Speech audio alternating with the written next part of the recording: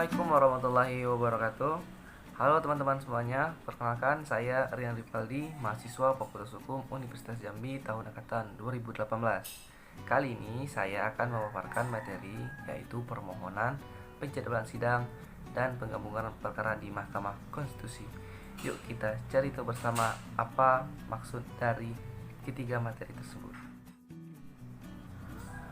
Baiklah, langsung saja kita masuk ke materi. Sebagai lembaga peradilan, Mahkamah Konstitusi menjalankan wewenang yang dimiliki berdasarkan permohonan yang diterima. Istilah yang digunakan di Undang-Undang Nomor 7 Tahun 2020 tentang perubahan ketiga atas Undang-Undang Nomor 24 Tahun 2003 tentang Mahkamah Konstitusi adalah permohonan.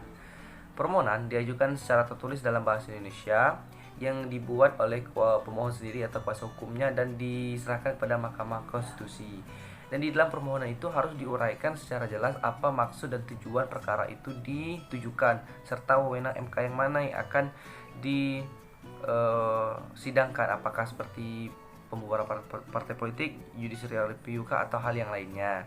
Dan juga ada beberapa kriteria yang harus dimuat di dalam surat permohonan. Yang pertama adalah nama dan alamat pemohon. Yang kedua adalah uraian mengenai perihal yang menjadi dasar permohonan sesuai dengan perkara yang dimohonkan. Kemudian lagi hal-hal yang diminta untuk diputuskan.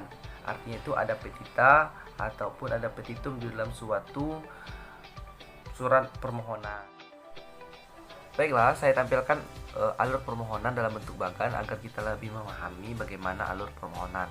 Jadi, pemohon akan mengajukan permohonan yang akan diajukan di MK dan akan diterima oleh petugas dan akan diserahkan kepada panitia MK. Nah, panitia MK ini akan melakukan pemeriksaan administratif, yaitu meliputi jumlah rangkap permohonan, surat kuasa, kejelasan identitas, serta daftar alat bukti sebagaimana disyaratkan di pasal 31 ayat 1 dan 2. Setelah itu, setelah diperiksa, nantinya apabila berkas itu lengkap akan dimasukkan dalam buku registrasi perkara konstitusi. Bila tidak lengkap, maka akan dicatat di dalam buku registrasi perkara konstitusi yang nantinya pemohon akan melengkapi berkas yang kurang itu selama-lamanya 7 hari kerja sejak pemberitahuan.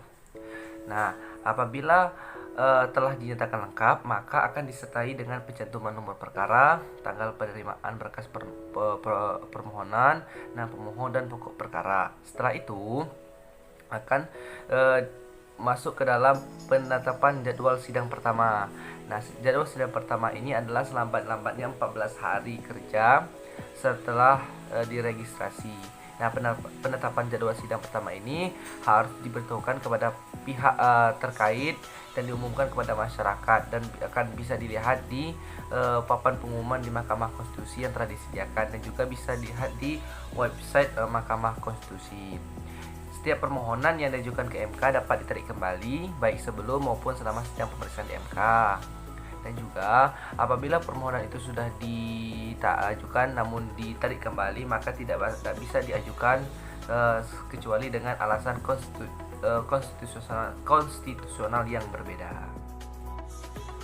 Lebih lanjut, penggabungan juga dapat dilakukan apabila di tengah proses persidangan terdapat perkara yang baru yang mengajukan pengujian ketentuan yang sama atau memiliki isu konstitusional yang sama. Nah, perkara baru ini akan digabungkan pemeriksaan dan putusannya dengan perkara yang sedang diperiksa. Penggabungan perkara untuk perkara pengujian undang-undang diatur dalam PMK nomor 6 tahun 2005 tentang pedoman beracara dalam perkara pengujian undang-undang. Dan ada beberapa kriteria. Yang pertama adalah memiliki kesamaan pokok permohonan, memiliki keterkaitan materi permohonan atau pertimbangan atas permintaan pemohon. Penggabungan perkara dapat dilakukan sepanjang memiliki kesamaan jenis perkara dan pokok permohonan atau isu hukum untuk perkara perselisihan hasil pemilu. Juga dapat penggabungan perkara apabila terkait dengan permasalahan yang sama.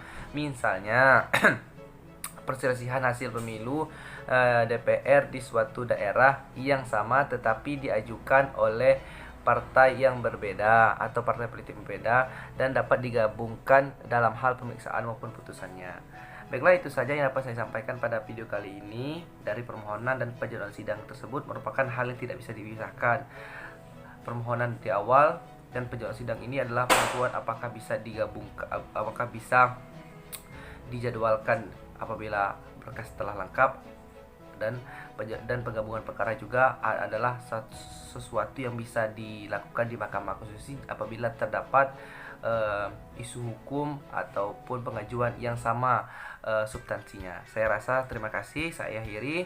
Wassalamualaikum warahmatullahi wabarakatuh.